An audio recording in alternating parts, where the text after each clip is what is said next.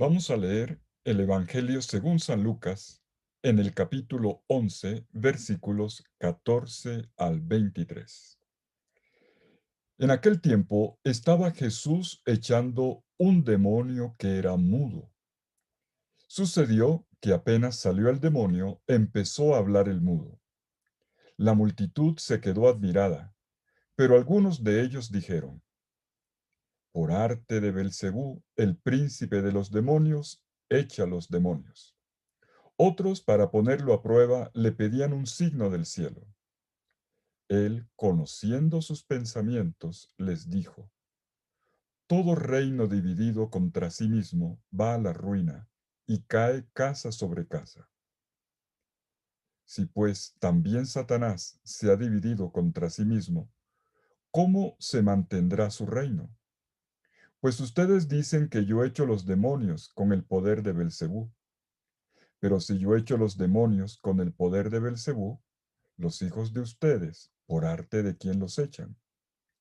Por eso ellos mismos serán sus jueces. Pero si yo echo los demonios con el dedo de Dios, entonces es que el reino de Dios ha llegado a ustedes. Cuando un hombre fuerte y bien armado guarda su palacio, sus bienes están seguros. Pero cuando otro más fuerte lo asalta y lo vence, le quita las armas de que se fiaba y reparte su botín. El que no está conmigo está contra mí. El que no recoge conmigo desparrama. Palabra del Señor. Gloria a ti, Señor Jesús. Leemos en esta ocasión un texto que viene muy bien en este tiempo de Cuaresma. Un texto que refuerza nuestro combate contra el mal en este desierto de pruebas, tentaciones y ataques. Es un pasaje que está hecho, que está en medio de la narrativa de la subida de Jesús a Jerusalén. Y más exactamente, está inserto en el contexto de una controversia por causa del ministerio exorcístico de Jesús. Un momento amargo del ministerio de Jesús.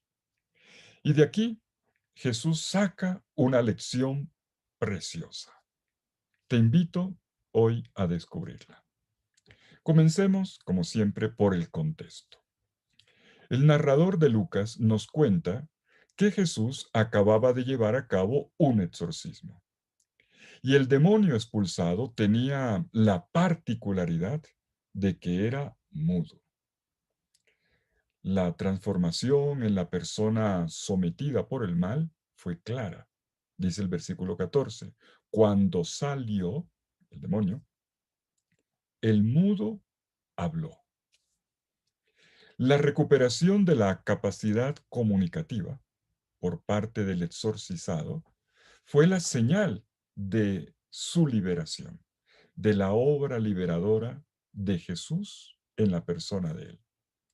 Y este es el punto de partida. Vemos enseguida cómo la gente que ha visto lo que ha ocurrido se divide. La gran mayoría de la gente parece admirada.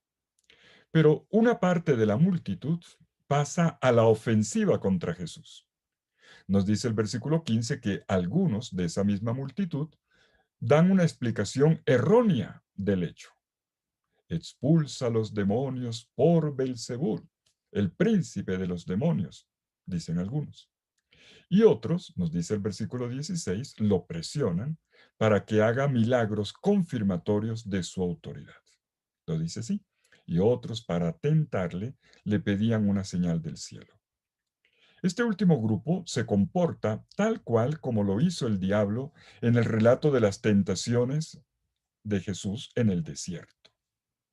Para ponerlo a prueba, dice el narrador. El término prueba, en griego peirazo, significa tentar, tentación. Peirasmos, la tentación, peirazo, el tentar. Y consiste, en este caso, está bien aquí precisada esta tentación, en la solicitud de una intervención divina de carácter extraordinario, como había intentado el demonio también arrancárselo a Jesús cuando le solicitó que transformara piedras en pan, Lucas 4:3, o lo invitó a que se arrojara del pináculo del templo, Lucas 4:9.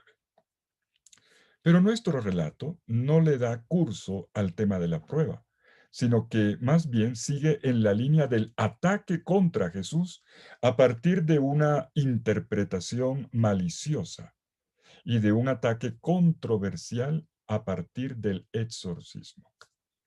Jesús es atacado frontalmente y él efectivamente responde a las críticas que recibe con una serie de contraafirmaciones.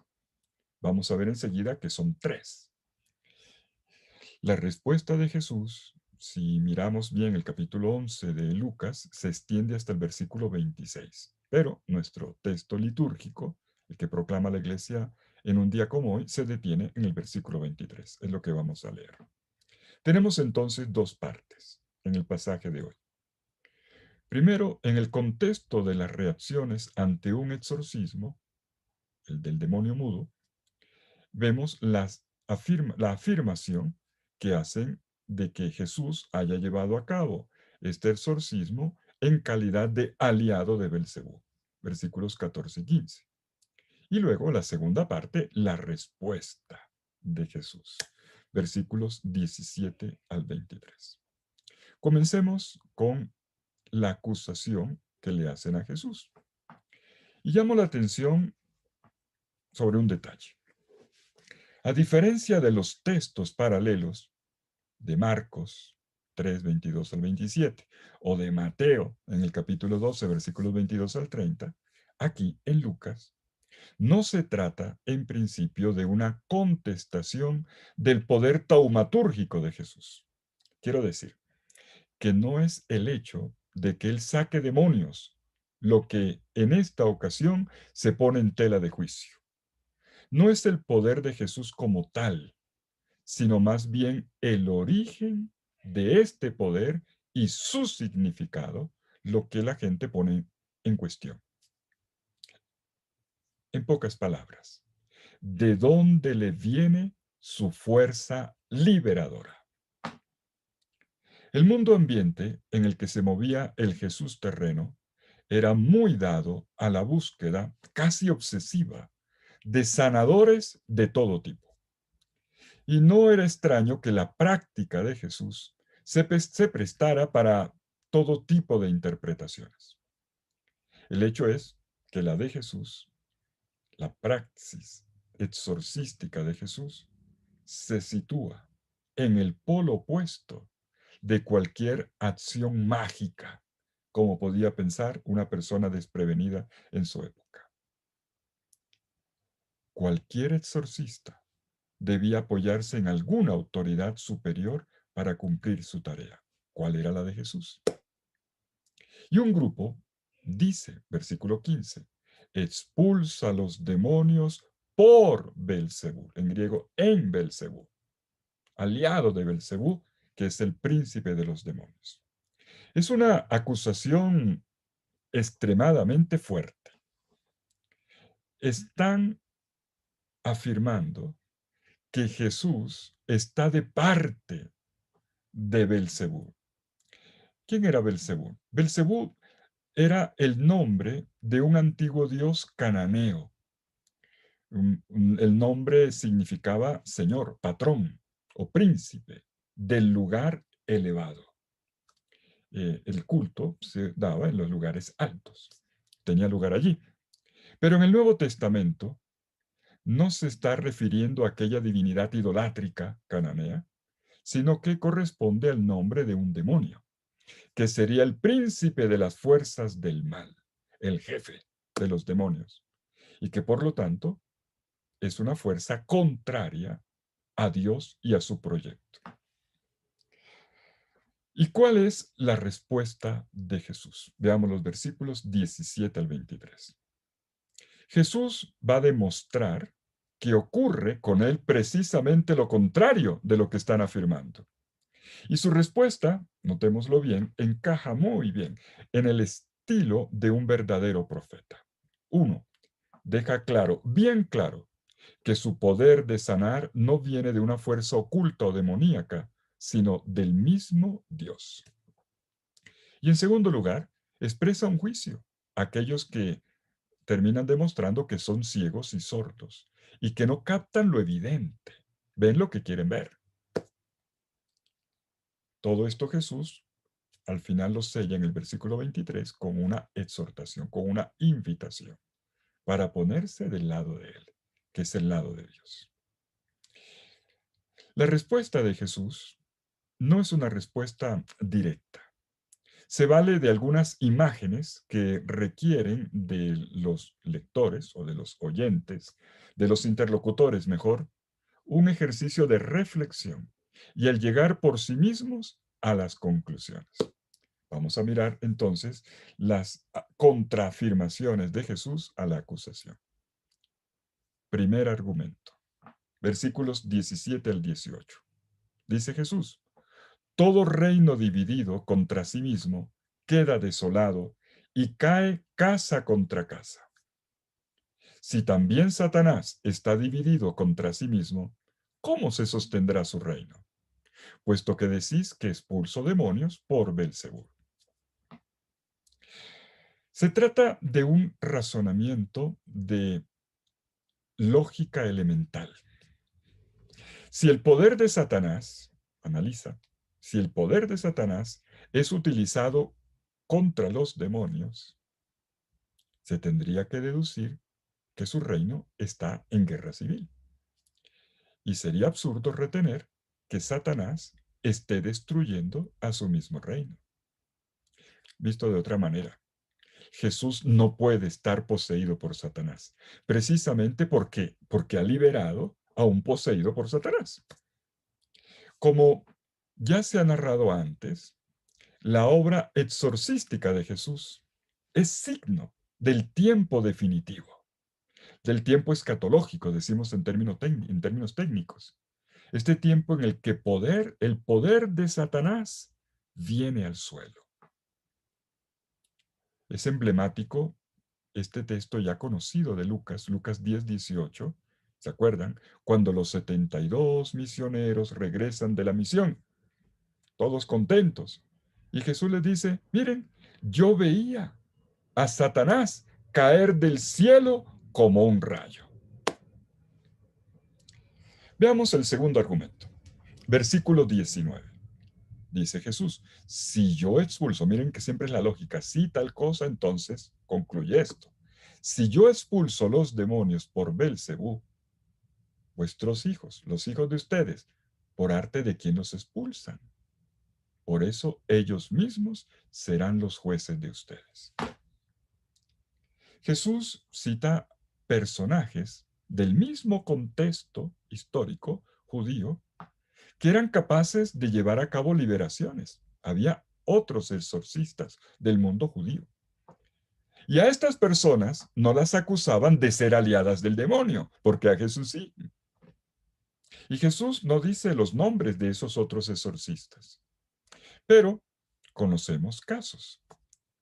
Sabemos, por ejemplo, por lo que nos cuenta el historiador judío Flavio Josefo, que es del siglo I, contemporáneo de Pablo, del tiempo de Jesús y de Pablo, dice él en su libro Antigüedades Judías que un tal Eleazar, en presencia del general Vespasiano, que todavía no era emperador, estaba haciendo la guerra judía, estaba librando la guerra contra los judíos entre los años 66 y 69. Bueno, delante de él, dice, exorcizó a un endemoniado. Tenemos ahí un documento que prueba que existían otros exorcistas. Y entonces Jesús dice, bueno, pero si los de ustedes hacen exorcismos y no los acusan, oigan, ¿qué pasa conmigo? O mejor dicho, ellos los van a acusar a ustedes. Por lo tanto, si los interlocutores denigran sobre el origen divino de los exorcismos de Jesús, ellos caen en contradicción contra sí mismos y están obligados a retractarse. Más aún, como lo acabamos de ver en la frase de Jesús, en el juicio tendrán que responder por esto que están diciendo. Y ellos, sus hijos exorcistas, serán los jueces de ustedes, les dice Jesús. Veamos el tercer argumento, versículo 20. Pero si yo expulso los demonios por el dedo de Dios, es que el reino de Dios ha llegado a ustedes.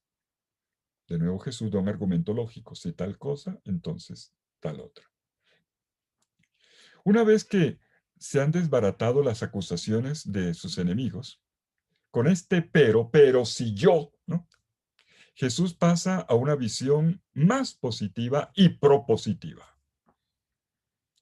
¿Qué es realmente un exorcismo según Jesús? Él aquí nos da su punto de vista. Es un ejercicio del poder de Dios que se manifiesta en el mundo para liberar a sus criaturas y para que se realice el proyecto del Creador. El origen de su poder contra la fuerza satánica está en el mismo Dios.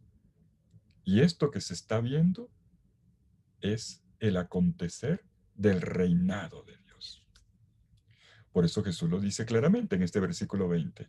Lo que está ocurriendo, ¿qué es? Es que ha llegado a ustedes el reino de Dios.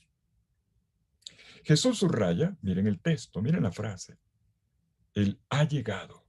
Es que el reino ha llegado. Y además dice, entre ustedes. Y esto es lo que todos tenemos que descubrir. Por lo tanto, los exorcismos no tienen nada que ver con actos de magia. Lo que demuestran es la presencia soberana, el señorío actuante de Dios aquí y ahora frente a sus criaturas doblegadas, oprimidas. Quiere decir que este poder soberano, el reino, uno, le pertenece a Dios. Es el reino de Dios. Dos, está presente por medio de la persona de Jesús, de su palabra y de su espíritu. Y tres, que es acogido por la comunidad. Por eso dice, está entre ustedes. Es acogido por la comunidad de tal manera que se puede esperar que un día se manifestará su gloria completa. Y hay más. Jesús ilustra esto con una imagen preciosa, la imagen del dedo de Dios, en dactilo theou, dice el texto griego. Esta expresión, en dactilo theou, el dedo de Dios, en el dedo de Dios o con el dedo de Dios, nos reenvía, nos conecta, es un link con un pasaje del Antiguo Testamento, libro del Éxodo, el libro de la Pascua, Éxodo capítulo 8, versículo 15. Aquel episodio en el que los magos de Egipto, incapaces de contrarrestar, el faraón los contrata para contrarrestar los azotes o las plagas, ¿se acuerdan la historia de las plagas? Las plagas de Dios, por medio de Moisés y de Aarón, se declaran derrotados en la plaga de los mosquitos, ¿se acuerdan? Y entonces ellos van a decir, van a reconocer delante del faraón de que definitivamente aquí hay una intervención de Dios. Y ellos reconocen su poder utilizando esta expresión, es el dedo de Dios. El dedo, entonces, indica antropomórficamente, es una imagen muy tomada del mundo humano, de la simbólica nuestra humana, lo que indica es una fuerza, un poder que está actuando. Y esta fuerza está en Jesús, nos dice el Evangelio. En consecuencia, si Jesús lleva a cabo exorcismos por la potencia eficaz de Dios, estamos ante una victoria sobre el mal que inaugura el nuevo tiempo del reinado de Dios. Y Jesús es coherente. Él actúa según las mismas instrucciones que él le dio a los 72 misioneros en el capítulo 10, versículo 9, cuando les dijo, curen a los enfermos que hay en la ciudad de la que entren y díganles, el reino de Dios está cerca de ustedes. Jesús hace eso mismo. Sanando y exorcizando, anuncia la llegada del reino de Dios. Pues bueno, los tres argumentos dados hasta aquí han sido contundentes, irrefutables. Pero Jesús agrega todavía más. Describe su praxis con imágenes tomadas del mundo de la guerra. Miremos los versículos 20 y 21. Cuando uno es fuerte y está bien armado, custodia su palacio. Sus bienes están seguros. Pero si llega otro más fuerte y lo vence, le quita las armas en las que confiaba y reparte su botín. Miren bien, la lucha entre Dios y el mal está aquí representada en esta comparación del mundo militar, del mundo bélico, de la guerra. La podemos reconstruir. Por una parte, aparece un hombre fuerte y bien armado. Para ser una guerra hay que tener fuerza y tener armas. Y por la otra, aparece un hombre mucho más fuerte que lo vence. En el hombre fuerte se entrevé a Satanás, que además aparece aquí descrito, el que custodia militarmente su palacio. Es decir, aquellos que están poseídos por sus demonios. Y por otro lado, el más fuerte es Jesús. La venida del más fuerte, así con el más fuerte, había sido anunciada por Juan Bautista en este mismo evangelio en el capítulo 3, versículo 16. Pues bien, en esta confrontación, el más fuerte, que es Jesús, y además poderosamente armado, dotado del Espíritu, vence a Satanás y ocupa el lugar que él se había robado. Le arrebata a aquellos que estaban sometidos a su servidumbre. Y de esta manera queda claro que las sanaciones y los exorcismos de Jesús son el signo inequívoco de la realización del tiempo de la promesa y de la salvación. Y después de esta argumentación, concluye Jesús en el versículo 23, invitando a tomar una postura a aquellos que lo escuchan. Los invita a ponerse del lado de Él, del lado del reino de Dios y no del dominio ni de las triquiñuelas del mal. Dice el versículo 23, el que no está conmigo está contra mí, y el que no recoge conmigo desparrama. En el oído del lector del Evangelio de Lucas, la frase suena familiar, ¿eh? Podemos recordar que se trata de la inversión de una declaración hecha anteriormente. Está en 9:50, Lucas 9:50. En otro contexto polémico, por causa de los exorcismos protagonizados por la competencia, por otros. Y Jesús en esa ocasión había dicho, no se lo prohíban, pues el que no está contra ustedes, con ustedes está. Había sido una concesión generosa a favor de otras posibilidades. Pero ahora, en el capítulo 11, cuando vuelve el tema al ruedo, en el contexto del debate acalorado sobre el carácter y la fuente de su ministerio, Jesús ya no dice eso. Jesús dice más bien que cualquiera que no esté aliado a él, y por lo tanto con el reino de Dios, está contra él. Es un llamado fuerte. Jesús está llamando a unirse a él. Y esto es importante. Se comprende bien en el contexto de la lucha contra el mal, lucha en la que todos nos encontramos y en la que sin Jesús estaremos perdidos. Bueno, ¿qué nos queda? ¿Qué nos queda de este recorrido que hoy hemos particularizado en esta página del Evangelio de Lucas? Una primera lección está en el contexto. Recordemos el inicio. Jesús le había devuelto la palabra a un mudo, dice el versículo 14, y lo había hecho con el dedo de Dios. Así se vio el poder de Dios. Por lo general, en los relatos de exorcismos que encontramos en los evangelios, los demonios gritan, aúllan.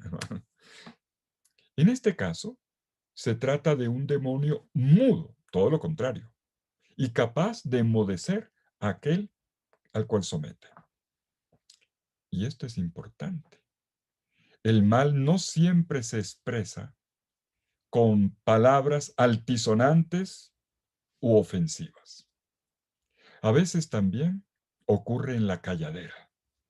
Adquiere el rostro de un silencio aparentemente inofensivo, pero terriblemente destructivo. Hay silencios que hieren, hay silencios mortales. Una verdad que no se recuerda y que no se dice es mala. Una defensa que yo omito o que aplazo es mala. Un agradecimiento o un reconocimiento que yo no doy es malo. A veces creemos que es mejor callar por respeto y por caridad fraterna. Y no siempre es así. Quizás, no pocas veces, detrás de un cierto silencio hay una gran inmadurez, un infantilismo que degrada o una tremenda violencia. En segundo lugar, hemos visto en el pasaje de hoy cómo Jesús le responde a sus críticos. Ante la crítica, Jesús no se descompone, responde con claridad, eso sí, y con buenos argumentos. ¿Cuál es su identidad? Uno, queda claro que la acusación de que los exorcismos suyos serían posibles gracias a una alianza con el príncipe del mal, sencillamente es absurda, porque Satanás estaría socavando su propio régimen. Dos, Jesús les ha hecho ver que ninguno presenta cargos similares contra otros exorcistas judíos, y esto se vuelve en su contra, en juicio contra los mismos acusadores. Y tres, Jesús ha ratificado que lo que buscan sus exorcismos no es otra cosa que la manifestación del reinado poderoso de Dios, reinado de la vida, de la libertad, del crecimiento. Que lo que está haciendo es dominar a Satanás y liberar a las personas atadas por las fuerzas del mal. Lo que está ocurriendo es lo que anunció programáticamente en la sinagoga de Nazaret, cuando él dijo allí, leyendo a Isaías, que estaba ungido, lleno del Espíritu, y que había venido para darle liberación a los cautivos. Lucas 4:18. En fin, Jesús es el más fuerte que defiende y cuida nuestra casa interior. Él es el primero en combatir nuestras batallas y en Él ganamos también nosotros, recibimos la victoria. Pero para esto, como ha dicho Jesús al final, tenemos que estar unidos a Él. De cada uno de nosotros, de ti y de mí, depende el aferrarnos a Él.